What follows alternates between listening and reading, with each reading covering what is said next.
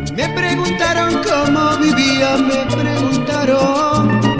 Sobreviviendo, dije, sobreviviendo. Tengo un poema escrito más de 1000 veces. En él repito siempre que mientras alguien proponga muerte sobre esta tierra y se fabriquen armas para la guerra, yo pisaré estos campos sobreviviendo, todo frente al peligro sobreviviendo. Triste y errantes hombres sobreviviendo.